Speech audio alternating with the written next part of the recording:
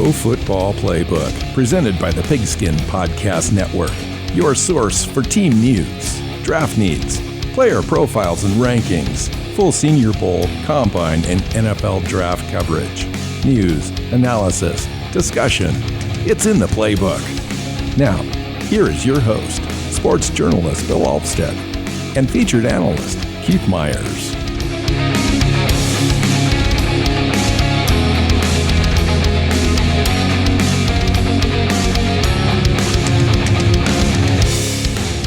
Hey, welcome in, Pro Football Playbook Podcast listeners. I'm your host, Bill Alvstad, sitting down with Keith Myers. Hey, Keith.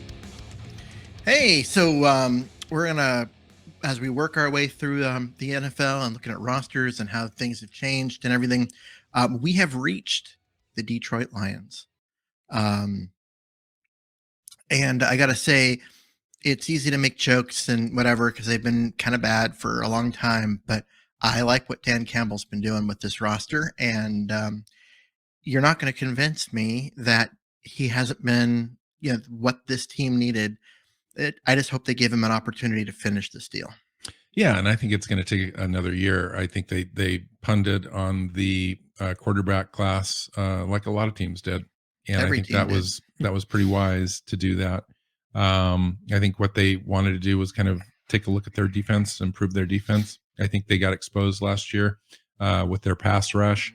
It left their back end vulnerable. I don't think their back end's horrible. And they've got some nice players back there, but when they didn't have anything to get after the quarterback, it was a tough slog for them. So by adding Aiden Hutchinson at the top of the draft, or at least number 2 overall, their top pick, probably the best or one of the best defensive players in this entire draft, coming around the edge there for him. I think that's really going to help. And then he's an elite player there. And he is not the only one. In the second round, they picked up Joshua Paschal from Kentucky as another guy. So they've upgraded, on both sides of the line, their pass rush. So they are going to have an opportunity to see a lot more pressure on opposing quarterbacks. Yeah, and they added Kirby Joseph, one of my favorite safeties, a kind of a pounder, strong safety in this draft. Kirby Joseph out of Illinois with the 97 pick, and then Malcolm Rodriguez, I think, is a little bit of an underrated linebacker out of Oklahoma State at 188 overall. So really like the draft, the infusion there. They did move up, I will say this, to come back up in the draft to number 12 overall, and what I thought at the time was a really surprise pick.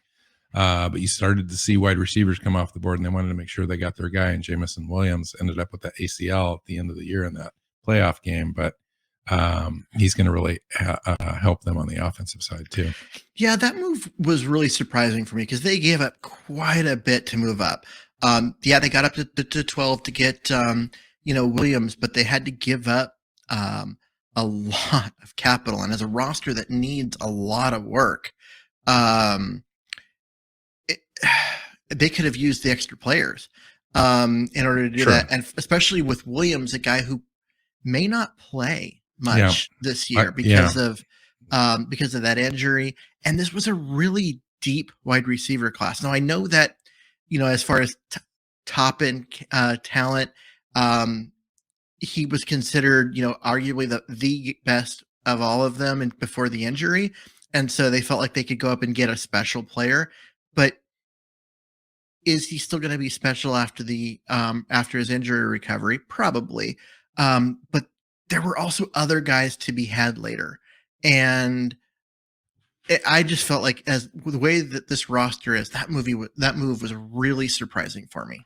Yeah, it's always, I don't want to come down on you or anything, but it is always a little easy to say, well, there's other guys later. But, when you identify your player, he fits your mold.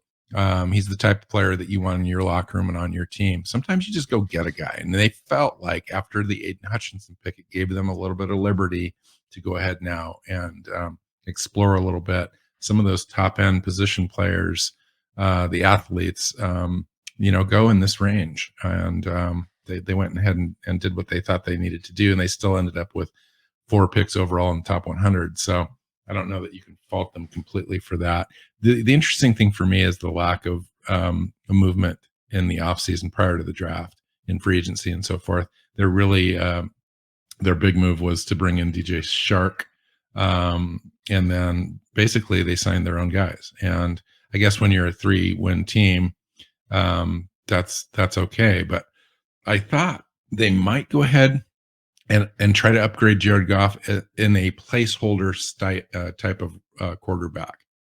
A veteran guy that kind of runs an offense, Teddy Bridgewater type of guy to come in and maybe be a slight upgrade over Jared Goff, maybe position them a little bit better.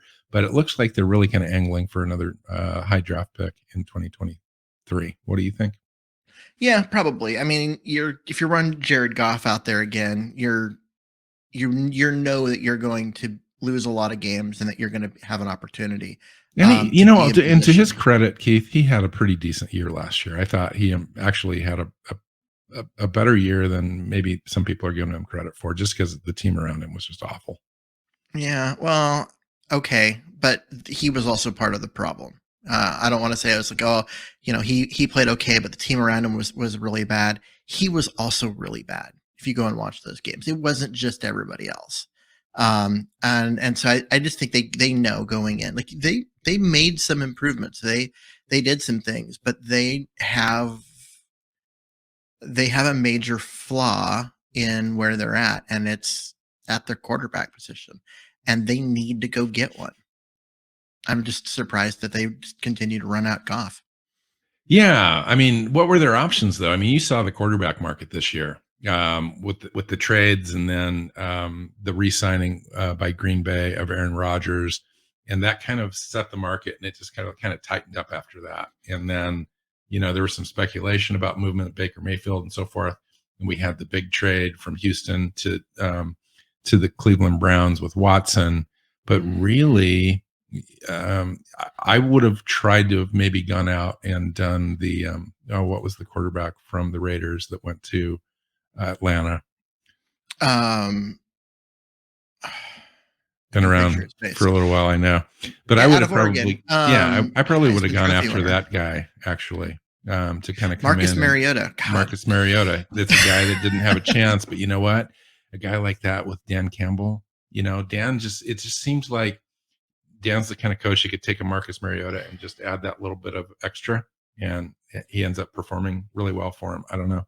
It just doesn't seem like Jared Goff has that mentality. Or even a guy, not even a second tier guy, a third tier guy like Teddy Bridgewater would have been a significant upgrade for them. And, they just chose not to do any of that, which to me says they understand that what's best for them is to build the roster, get some of these young guys some playing time and learning, but do so while you're losing, and then go get a quarterback in the draft next year. It does seem like that's one of the prevailing strategies going around the NFL. Okay, so Detroit, is there anything else? What do you expect out of Detroit this year? Not a lot. I expect their defense to be significantly better because of the way that their pass rush has gotten better. But overall, this is a team that they're not done building. They've got a ways to go. I like Taylor Decker. And Penei Sewell, they're going to be their bookend tackles on the offensive line.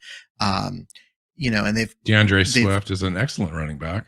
Yeah, absolutely. And so they've got some pieces, but they don't have enough pieces.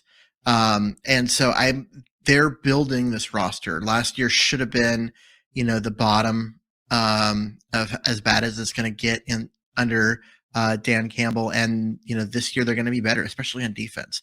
You add a guy like Aiden Hutchinson to your defensive line, and you're going to get more sacks, you're going to get more pressure, it's going to make other people better. And then they are a team that's on the upswing. I just think that they're early in that process. I'm looking at 6 wins is probably where I'd put them this year, giving them another opportunity to continue building a year from now. And this time next year, I suspect that if Dan Campbell continues to do the right things that he has been, that at this point next year, I'll be saying 9 and a chance at making the playoffs, but I don't see them as being there yet. Yeah, and I hope he gets another opportunity. It's hard when you lose, when you're under 500 multiple years. It's hard to retain your job, but if a good owner can see that you're building something and it's getting better every year, hopefully he gets that shot. Well, and the fact that they lost a lot of games last year, and he didn't lose the locker room at all. And they fought like hell. They didn't lay over like the Jaguars. No, yeah, that's what I mean. Like, he didn't lose the locker room. They fought. They continued to play, but they were seriously undermanned at almost every position. They just were not a good football team last year, but they still played hard. They still tried to be competitive. And that says a lot about the coaching staff. I agree. All right. Green Bay Packers. It seems to me that there was two moves this offseason that defined everything.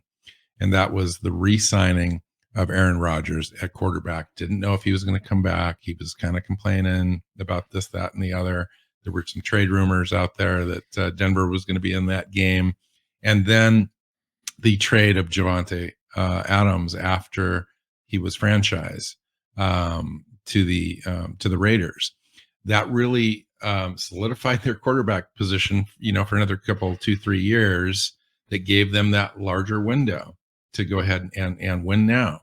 And then that Adams trade gave them the draft capital to go ahead and try to improve their team with some young, fast talent. And they did that, I thought, in the draft.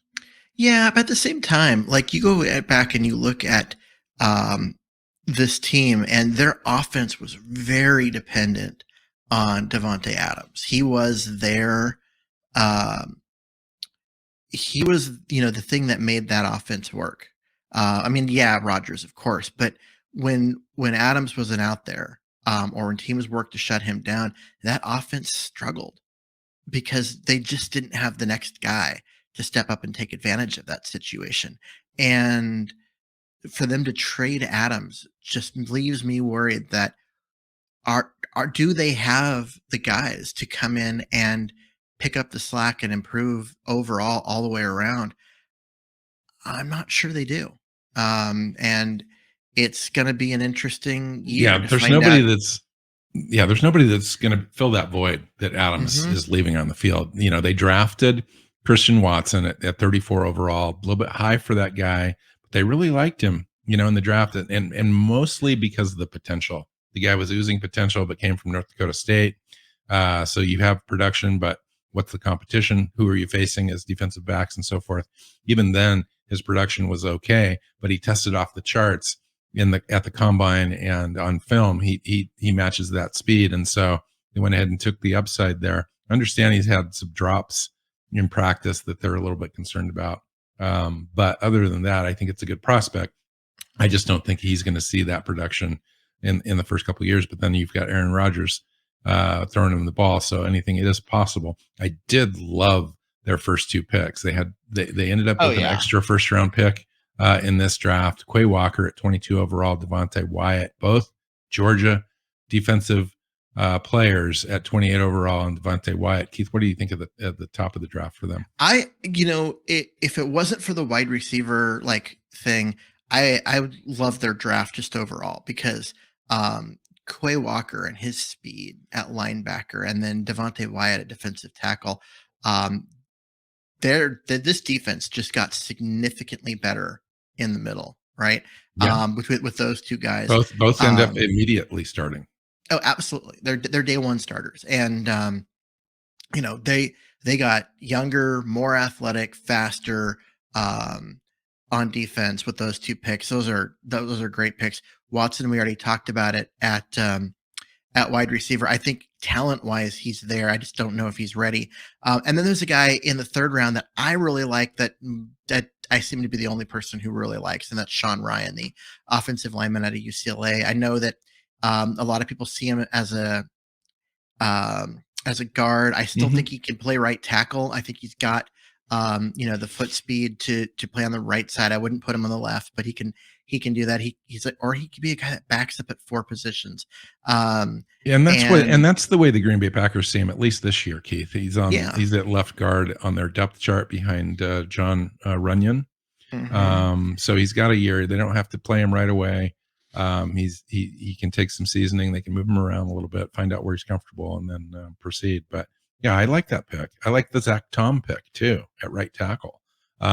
We had talked about Zach Tom as possibly being a center candidate because he looked like he might move inside a little bit, but they've got him listed at right tackle as well, behind Elton Jenkins. Well, and then Kingsley Enagbare, the other linebacker / edge player. Why did he fall so much? I have no idea. I still have yet to get a good explanation for why he was available late at 179 round at like 170. Because we had him going at, in the 40s, 50s. Yeah, I was really thinking 50s was probably where he was going. If he fell, it would be into the 60s. There he is at almost 180. Like I am must be some character concerns figure out or something there. What is going on there? Because that is a guy that they got a good player, or at least a good talent. We'll see, whether it translates as a player on the field. But I was like, I was starting caliber talent, and they got in the 5th round. So yeah.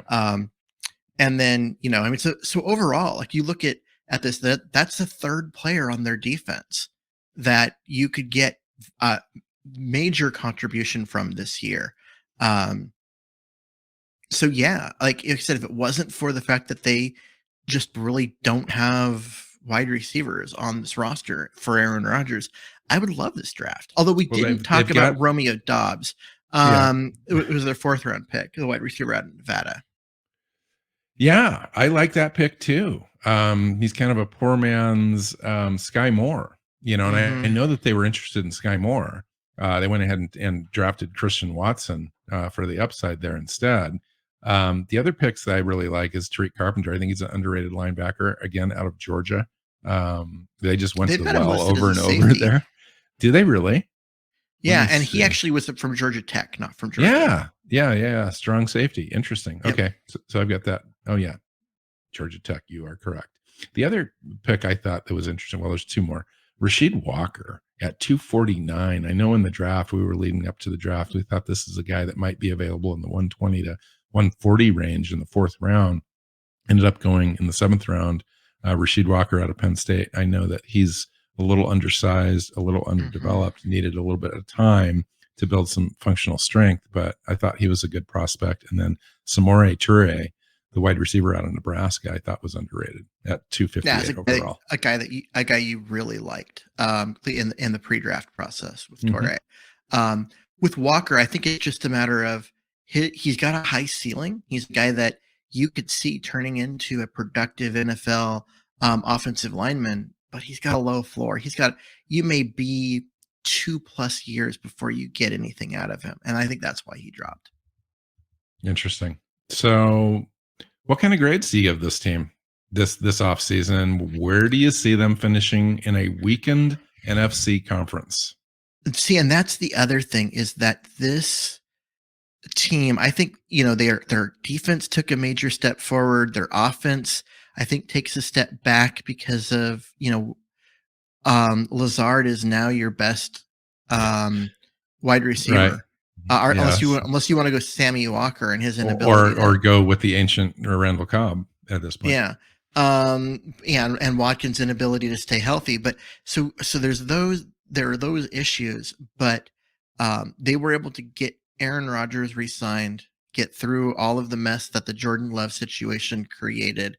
I wouldn't be surprised to see Jordan Love moved at some point, like during training camp. Interesting. And so there's some interesting stuff as far as what they've done with their offensive line and everything. I think they took a major step back at wide receiver, but they just improved everywhere else.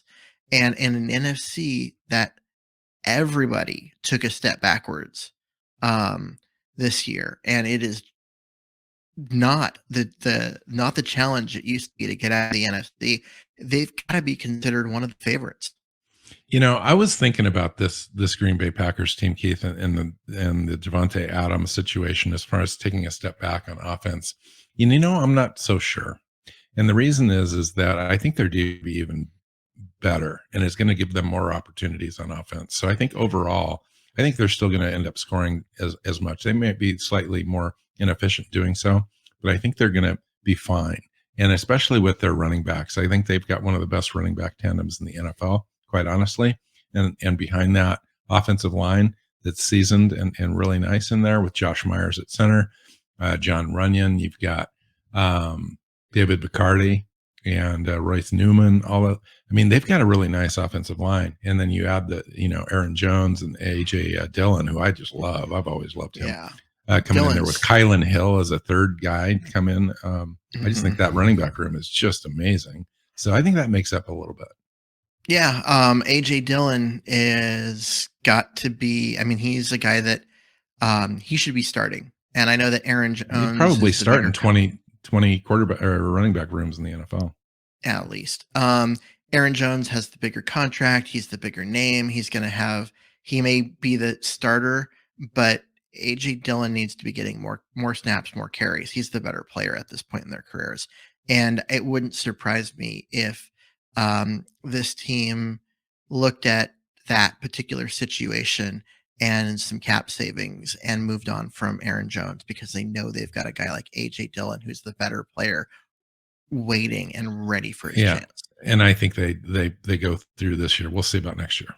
I think that they go through this year. They're now know that they're going to jettison what they feel like is their best running back in this year to do that, especially with the weakened wide receiver room.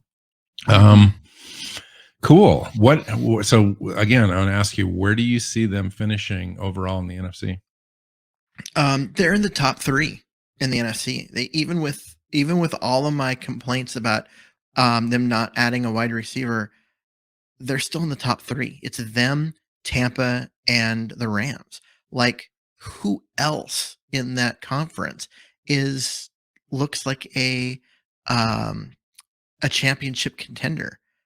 Honestly, I don't see another team. It's those 3 and nobody else.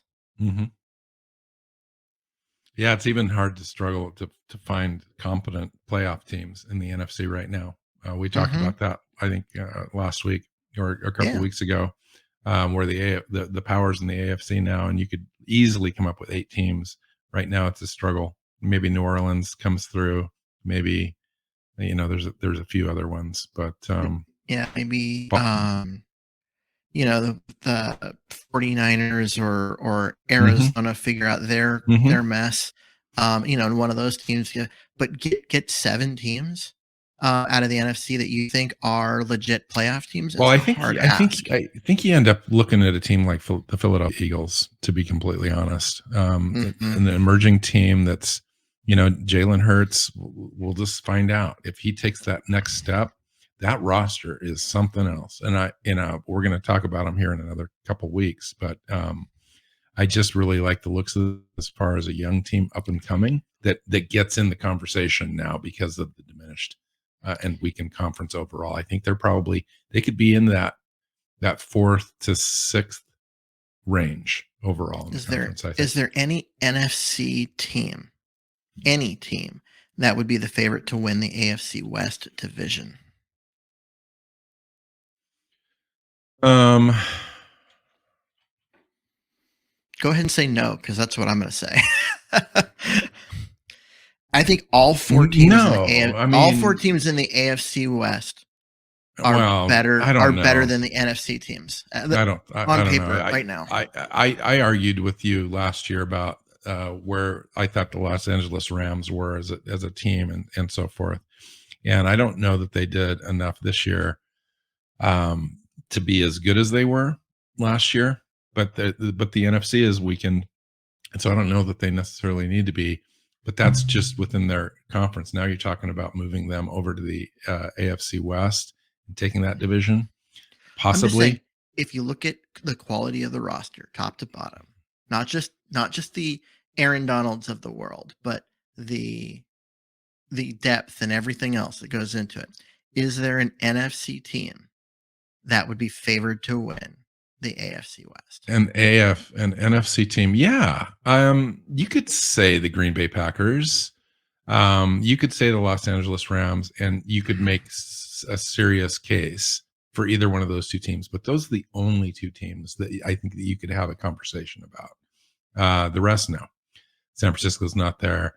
The Arizona Cardinals have proven to be a paper tiger. You could go with Tampa, depending on how things kind of wash out there. I don't think that, because those are the three teams in the NFC. It's Green Bay, Tampa, and the Rams. And I don't think any of those teams would be the favorite in the AFC West. I think that well, the AFC West is the best conference and the best team, arguably one of the best teams, if 1, 2, 3 in the Kansas City Chiefs, and everyone's pushing the Denver Broncos. I don't see it yet. Chargers are going to be right there. Yeah, but you match them up against, what you're basically saying is who's better than Kansas City.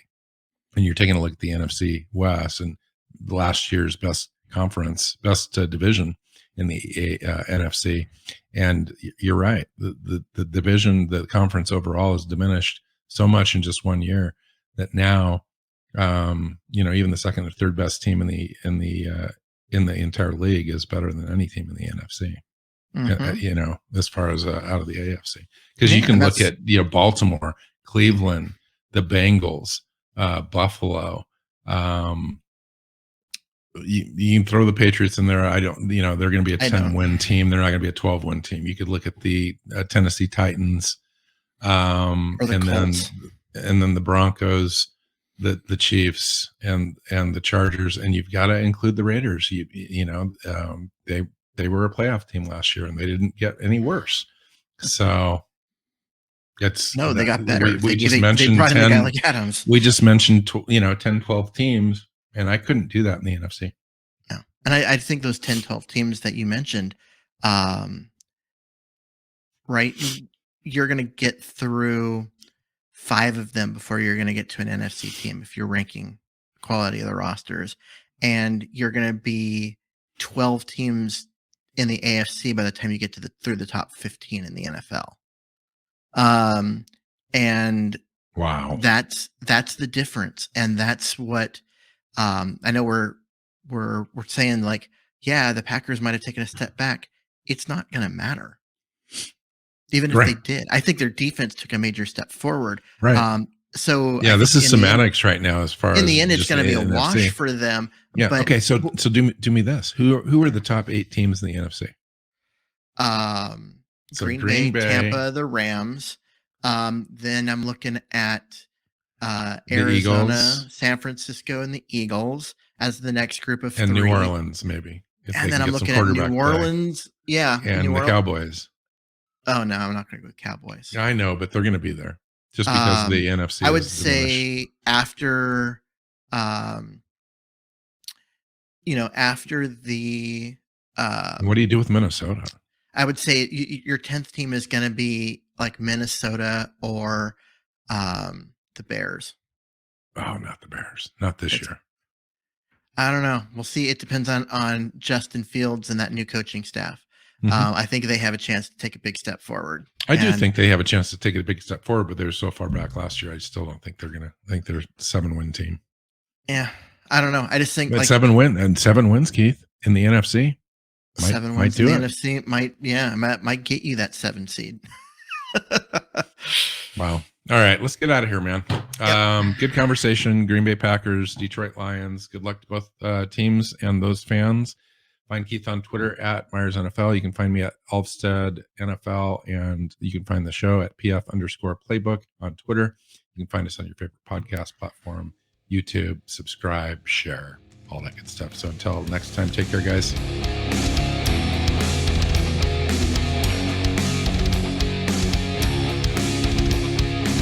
Thanks for listening to the Pro Football Playbook Podcast. Follow Keith at Myers NFL. Bill is at Alvstad NFL. The show is at PF_Playbook. Listen and subscribe on your favorite podcast app or YouTube and at our website, profootballplaybook.co.